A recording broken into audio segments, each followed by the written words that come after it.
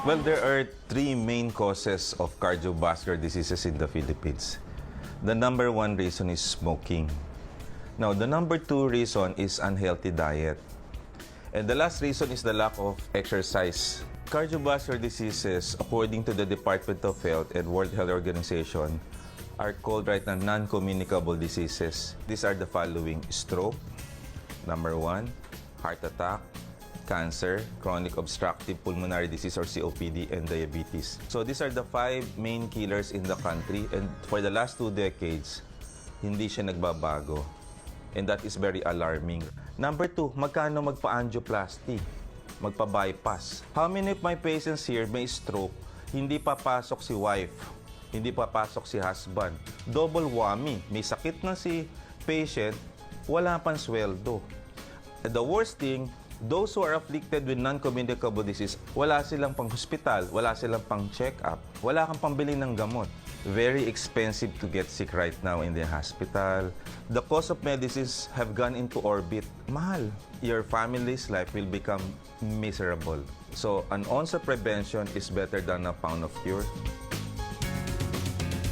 You can plan for your finances. You can plan for your retirement. You can plan for the education of your children, but you can never plan for your health.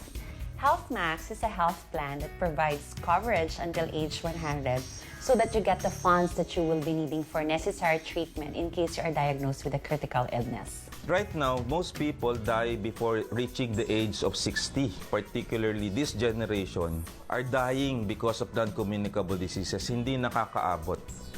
People are not recognizing the risk of non-communicable diseases. Aside from the cost of medicines, the lack of productivity, kung mamatay ka before your retirement period.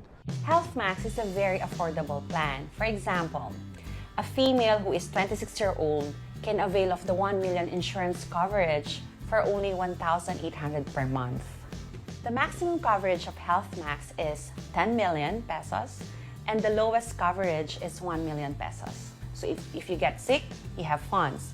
If you don't get sick and there's an untimely death, your family can have funds. And if you don't get sick and at the same time you live longer, you also get funds. Ang kalusugan ay kayamanan. The most loving way that you can do for your family and for yourself is to plan ahead of time. You have to make sure that you have the funds that you need in case of medical emergencies.